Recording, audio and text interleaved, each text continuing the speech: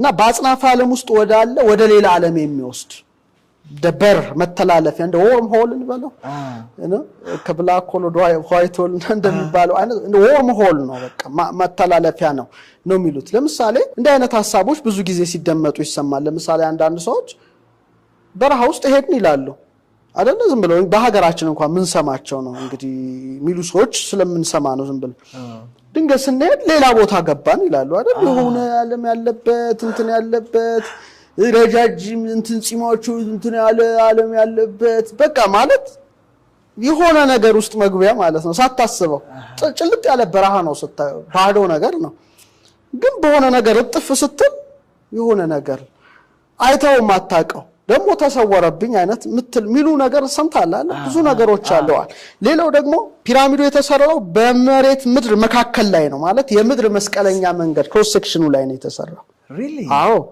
ስለዚህ የኃይል መገናኛ ነጥብ ላይ እንዴት ሊሰራ ቻለ ነው የኃይል መገናኛ ነጥብ ላይ ከተሰራ ይሄ ነገር ዝም ብሎ ሐውልት ሳይሆን እንደ ፖርታል መሸጋገሪያ ሆኖ የተገነባ ነው የኃይል ማረፊያ ነው ወደሚለው ሐሳብ ነው ይሄዱት ሌላው ክፍሎቹ ለምሳሌ እልፍኞቹ የንጉሱ እልፍኝ የንግስቲቱ እልፍኝ ቀደም አንስተን ነበርና የከፍተኛ የሆነ ድግግሞሽን ኃይልን ለማሰራጨት የተገነቡ ሊሆኑ ይችላሉ ነው የተባለው ቻምበሮቹ ማለት ነው ተመሳሳይ ማለት ሃይ በጣም የሆኑ ፍሪኩዌንሲዎችን እንትን የሚሉ ናቸው ስለዚህ ይሄ ነገር ዝም ብሎ ሊሆን አይችልም ወደሚል ደረጃ ሄደዋል ለምሳሌ የንጉሱን እልፍኝ ኪንግ ቻምበሩን ብንመለከት በድምጽ ወር በብርሃን ሊሰራ የሚችል የሆነ የማንቂያ ኃይል መሰረት ነው የሚሉት ሌላው ደግሞ ከፒራሚዱ ደግሞ ከምድር ውጭ ለሆኑ አካላት ለምሳሌ እንደ ኤሊየን ኮሙኒኬሽን ዲቫይስም አድርገው የሚያቀርበዋሉና ነገሩ ብዙ ነው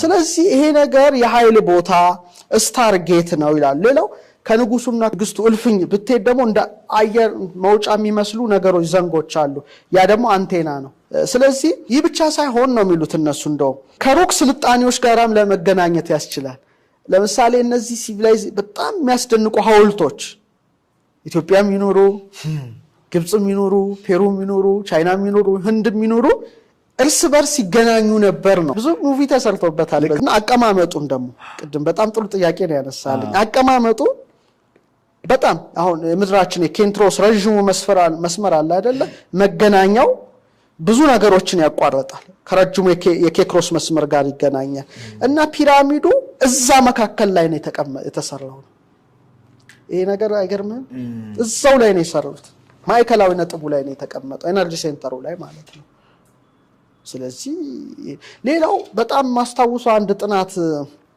በባህር ማዶ ሰዎች ነው የተጠናው ስቶንሄንጅ ላሊበላ የኛም ጨምረውታል አካተውታል የሚገርም መስመሩን አስምረውት ማለት ነው ቀጥታ ሲያሳምሩት አላይመንት ይሰራል ከቤተ ጊዮርጊስ ጋር ይሄ እንዴት ነው ሊሆን ይችላል ስለዚህ ከፍተኛ ነገሮች ናቸው እዛ ቦታ ያሉት የሚል ነገር አለ ሌላው ፒራሚዱ አራት ጎኖች አሉት አይደል ሰሜን ደቡብ ምስራቅ ምዕራብ ትክክል ነው እንዴት ሊሆን ይችላል አሁን እኮ በጣም በዘመናዊ መሳሪያ እንኳን ታገዘት ውሃ ልክ ትስታለ ያ ግን የሰሜኑ ፊት ብቻ ኦልሞስት ከ3 እስከ 5 አርክ ሚኒት ማለት ኦልሞስት 0.1% ያነሰ ትክክለኛ ሰሜን ትክክለኛ ደቡብ ትክክለኛ ምዕራብ ትክክለኛ ምስራቅ ይሄ በጣም ከባድ ነው እና የመሬት ዘንግን ማይከል ያደረገ ነው ኮምፓስ ሞደርን ኮምፓስ የላቸው ማግኔቲክ ኮምፓስ ሌዘር የላቸውም ግን ሰርተውታል ስለዚህ ከፍተኛ ሆነ ቴክ ነበረ ወደሚለው ያመዝናል ማን ያዘዋል ለምሳሌ ኪንግ ቻምበሩ ንጉሱ እልፍኝ ላይ በጣም የሚገርመው ከሮዝ ግራናይት የተሰራ ነው ግራናይት የተሰራ ነውና ግራናይት ደግሞ ኳርትዝ ይዛል እንደምታውቀው ስለዚህ በኤሌክትሪክ ባህሪያቱ ፒዚዮ ኤሌክትሪክ አይነት የሚሆን ነው ይሄ ክሪስታል ማለት ነው በፕሬሸር በለው በሳውንድ በለው ቫይብሬት ያደርጋል ይሄ የታወቀ ነው ክፍሉ ስለዚህ 432 ሄርትዝ አካባቢ ሊሆን ነው ማለት ትዚህ ለሃል ባለፈው ያንተ ዩቲዩብ ቻናል ላይ ሰራ ነው ፍሪኩዌንሲ ሶልፌጆ ፍሪኩዌንሲ ብለ 9 ፍሪኩዌንሲ በ3 በ6 በ9 መዋር ውስጥ የሚሄዱ በተለይ ደግሞ 432 ሄርትዝ እንደ ቴራፒ ፈውስ የሆነ ድግግሞሽ ፍሪኩዌንሲው ያ ነው የሚባለው አሁን ለምሳሌ ንጉሱ ቻምበር እልፍኙ ላይ የድንጋይ ሳጥን አለና ስትመታው የደወል ድምጽ አይነት ይፈጥራል ይሄ ነገር ድምጽን እስትንፋስን መዝሙርን ሁሉ የሚያካትት ኃይል ያለበት ቦታ ነበረ ይላሉ ግራንድ ጋለሪ ትልቁ መተላለፊያ ኮሪደሩ ደግሞ በእኩልነት ያንን ፍሪኩዌንሲ የሚያሰራጭ ነው። ያን ድምጸት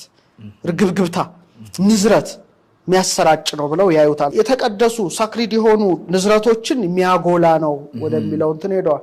ሌላው አንድ ጥናት ስመለከት በጣም የሚገርም ነገር ልንገር። ፒራሚዱን ራሱ ድንጋዩን ያንሳፈፉት በድምጽ ነው። የድምጽ ቴክኖሎጂ አሁን ጊዜ በጣም እየታወቀ መጥቷል። የሳውንድ ኃይል በቀላሉ ትዝ ይልህ እንደሆነ አንተ ስቱዲዮ ላይ ውሃ አቅርበን እንዴት እንዳፈነጣጠረ ውሃ አቅርበን በእነዛን ሀርትዝ ስናስገባ እንዴት አድርጎ ውሃውን ወደ ላይ እንዳወጣ አይታልና ማንሳፈፍ ይችላል ነው።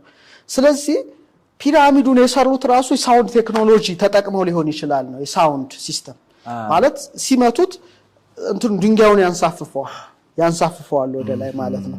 ስለዚህ ይሄ ነገር ከዛም ጭምር የመነጨ ነው ወደሚል እሳቤ ሄደዋልና በዚህ አንፃር ነው መልከተው ማን ያዘው። በጣም ይገርማል። ሌላኛው ደግሞ ትንቢታዊ ነገርም አለው ይባላል። እሱስ እንዴት ነው የሚታየው?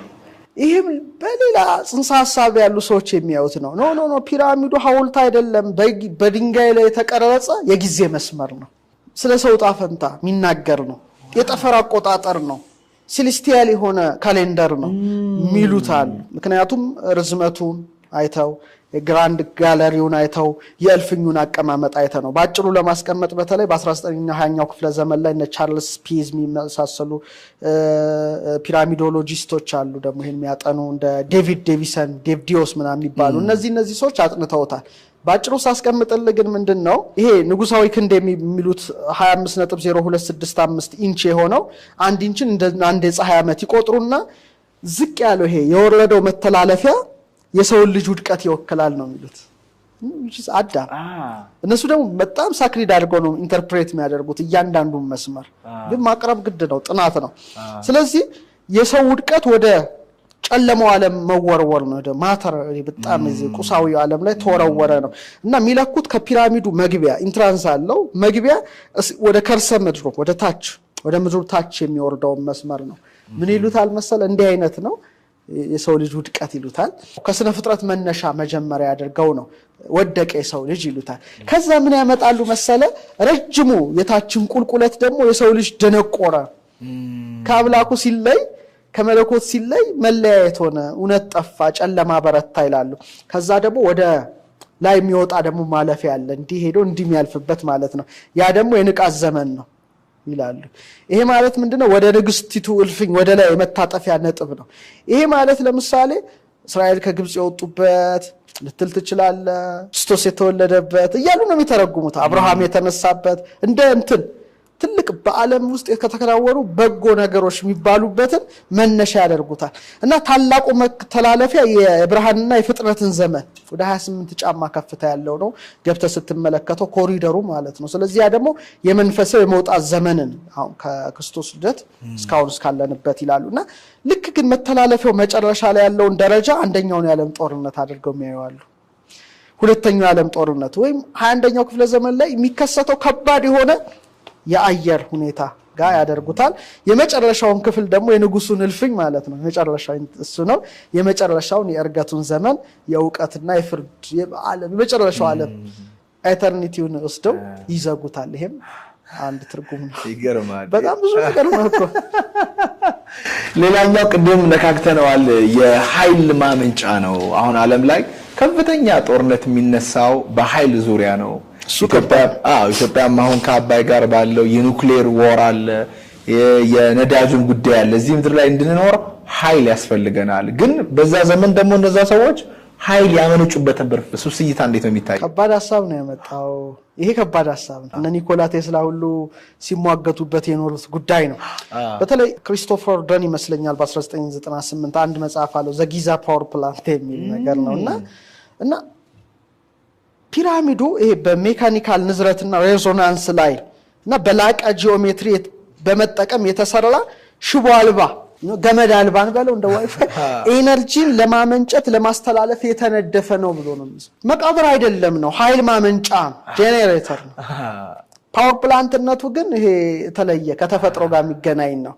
አሁን አጭር ነገር ላስቀምጥ እዚህ ላይ ለምሳሌ የምድር የተፈጥሮ ንዝረት ባለፈው አይተናል አይደለ አንተ ጋር ስንሰራ ማለት ነው ስለዚህ ያንን ይጠቀማል ነው እና ኤሌክትሪክ ያንን ኤሌክትሮማግኔቲክን ያስተላልፋል ስለዚህ ተፈጥሯዊ ኃይል ነው ፒራሚዱ የተገነባው በኖራ ድንጋይ ላይ ነው ይታወቃል ስለዚህ የተፈጥሮ ለምሳሌ እርዝኩዊክ አለቻል ትንሽ ያቺ ደግሞ ኃይልን እንዳንቀሳቃሽ ነው ለሱ ነው የሚለው እንዳንቀሳቃሽ ኤሌክትሪክ ቻርጅ እንደማድረግ ነው ስለዚህ የመሬቱ ኃይል ለፒራሚዱ ነዳጅ ነው የሚለው ከርሰ ምድሩ ላይ የሚገኘው ደግሞ እልፍኝ ደግሞ የምድር ኃይልን በሙሉ የሚሰበስብ አንድ ማጠራቀሚያ ቋት ነው የሚለው ስለዚህ በጥልቀት ይገኛል በአለት ላይ ተቀረጸ ነው ስለዚህ ደግሞ የድምጽ የሚያስተላልፈው እልፍኝ ደግሞ እንደ ግፊት ያንን ኃይል ወደ መግፋት ደረጃ የግፊት ክፍል ሆኖ ያገለግላል ነው የሚሉትና ስለዚህ የንዝረቱን ድግግሞሽ ለማስተካከል ይረዳል ነው ቃጭሩ ነገር የንዝረት ድግግሞሹ ይረዳል ግራንድ ጋለሪውን ደግሞ ትልቁ መተላለፊያ ደግሞ እንደ ድምጽ ማጎያ ክፍል ተመልከን ድምጽ የድምጽን ኃይል የሚያስተላልፍ ያደርጉታል ጣሪያውን ደግሞ ለድምጽ ሞገድን የሚጠቅም ያደርጉታል ስለዚህ ድግግሞሹ በውስጡ ከሚመነጨው የድምጽ ኃይል ይጨምራል ማለት ነው ይጨምራል እልፍኙ ደግሞ ዋናው የኃይሉ ክፍል ነው ይሉታል የንጉሱ እልፍኝ ምክንያቱም ከሮዝ ግራናይት ነው የተሰራው ኳርትዝ አለ ክሪስታሉ ፒዞ ኤሌክትሪክ ነው ስለዚህ ሜካኒካል ኃይልን ወደ ኤሌክትሪክ የሚለውጥ ነው ስለዚህ ከእልፍኙ በላይ ያሉ ደግሞ የግራናይቶች ጨረሮች ደግሞ እንደዚህ በቃ ኃይልን በከፍተኛ ሁኔታ ለማስተላለፍ ይጠቅማሉ ደግሞ ሳርኮፋጉስ የሚባለው ድንጋይ ሳጥን ደግሞ እንደ ማሽን አድርገው ያዩታል ስለዚህ ኢቨንስ ከሃይድሮጅን ጋር ሁሉ የሚያገናኙናል በሃይድሮጅን የተመላ እንደ ማይክሮዌቭ ሌዘር ሁሉ አድርገው የሚያዩት እጅግ አድርገው ከፍተኛ የሆነ ኃይልን ሊያመነጭ የሚችል ነው እና እንደ ኒኮላ ቴስላ አይነት ሰዎች ደግሞ አብዛኛውን ጊዜ ወደዛ አካባቢ ወደዛ እንደዚህ ትኩረታቸውን ያደርጉ የነበረው የሚሉት ታዳሽ ኃይል ማያቆም ኃይል ከፒራሚድ ይገኛልና ቀድም አልከው ዓለም ጦርነት ላይ ናት አይደል ሁሉም ኃይል ለማግኘት እኮ ነው ኒኩለርም እና ብላላ የሚባለው ኢዚ ኳልቱ ሚስ ስኩዌርድ ውሃ የምትገድብ ኃይል ለማግኘት ነው በዚህ ደረጃ ያሉት ደግሞ ሊቃውንት ኖ እግዚአብሔር ለተፈጥሮ ነፃ ነው አያልቅም ፀሐይን ሲሰጥ አየርን ሲሰጥና ሰውም ኃይል ላይ መዋጋት የለበትም ይሄ ሁሉ ማለት ስግብግብነት ነው ታዳሽ ኃይል ነፃ ኃይል ግን እግዚአብሔር ሰጥቷልና እነዚህ ቦታዎች መቃብር ቦታዎች ሳይሆኑ ተፈጥሮ ኃይልን በነፃ ምናፍስባቸው የኃይል ማከማቻ ቦታዎች ናቸው ይሄ ነው እነ ኒኮላ ተስላ ራሱ የተገደለበት አንዱ ምክንያት በነፃ የሰው ልጆች ይሄንን ኃይል ማግኘት አለባቸው ብሎ ስለሚያምንና አንዳንዶቹ ደግሞ አይደለም ኮንትሮል እያደረግን ሰዎችን የሚያስፈልጋቸውን እየሰጠን እኔ ያስፈልጋለሁ በሚል ሐሳብ ውስጥ ስላሉ ነው ይባላል ብቻ ከባድ አሁን ደግሞ ሰሞኑን የተነሳው አዲሱ ግኝት አለ ቲክቶክ ላይም ብዙ ሰዎች ያነሱት ነበረ የጆሮጋን ፖድካስት ላይም ሲወያዩት ሰምቻለሁ አዲሱ የተገኘው ከበታቹ ደግሞ ሌላ ግኝት አለ ተብሎ ነበር እሱ ምንድነው ይሄ ዓለምን ያነጋገረው በጣም ዓለምን የተነጋገረበት ጃንዋሪ 24 ላይ ነበር በተለይ ፕሮፌሰር ካራዶ ማላንጋ ይመስለኛል በጣሊያን የሚመራው የምርምር ቡድን ስኮትላንድ ላይ ከመጡ ተባባሪዎች ጋራ እና ከፍተኛ የሆነ ራዳር ምስሎችን ነው የተጠቀመው የሰው ሰራሹ ራዳር ወደ ታች ያለውን ነገር አሳየ ማለት ኦልሞስት ወደ 600 ሜትር ኦር 2100 ጫማ ጥልቀት ወደ ታች ሲመለከት ሰፊ የመሬት ውስጥ ኔትወርክ አይነት ነው የተመለከተው ኬብሎች እንደዚህ አይነት ነገሮች ነው የተመለከተውና ቀጥ ያሉ ዘንጎች አሉ ምናልባት እዚህ ላይ ብናሳየው ይሻላል አንዳንዶቹ ደግሞ እንደ ስፓይራል የሆኑ ቅርጾች አሏቸው ወደ ጥልቅ የድንጋይ ንብርብሮች ውስጥ ይሄዳሉና ግዙፍ ክፍተቶችና ክፍሎች አሉ እና ከተደራጁ የጂኦሜትሪ መዋቅሮች ጋር ነው የታዩትና ይሄ ነገር በጣም ከባድ ነው ኢቭን ከስፊኒክስ በታችና ወደ ታላቁ ፒራሚድ ራሱ የሚዘረጋ እንደ መሿለካ የሚመስሉ ኮሪደሮች ሁሉ ተገኘና ይሄ እንግዲህ ወደ ምድር ገጽ ዘልቆ የገባ ኤሌክትሮማግኔቲክ ሞገዶችን በጠንካራ ቁስ ላይ በማዞር ባለ 3 አቅጣጫ ካርታዎችን ይገነባ የራዳር አይነት ነው ሞደርን ቴክኖሎጂ ነው ማለት ነው ይሄ እውነት ከሆነ የታየው ነገር ሌላ ጉዳይ ነው ማለት ነው ፈርዖን ኩፉ አላነጸውም ማለት ነው በዚህ ደረጃ ኩፉ ወደ ኤሊያኖቹ ነው ወደለው ከባድ ነው በዛ ደረጃ እንግዲህ ወይ አትላንቲስ ውስጥ ይገባ ይሆን አይ ዶንት ኖ እንግዲህ ብዙ ነገሮች ነው ይዞ የሚመጣው እና የዓለምን ሐሳብ በመላ ሽፍት ላይ ያደርግ ይችላል እና ይሄ ግኝት ደግሞ እስካሁን ድረስ ከተገኙት ግኝቶች ከፍተኛው ተብሎ በትልልቅ ሚዲያ ስካይ ኒውስ ጭምር ምን ሲቀርብ የነበረ ነው። እንግዲህ ጊዜ የሚገልጣቸው ነገሮች አሉ።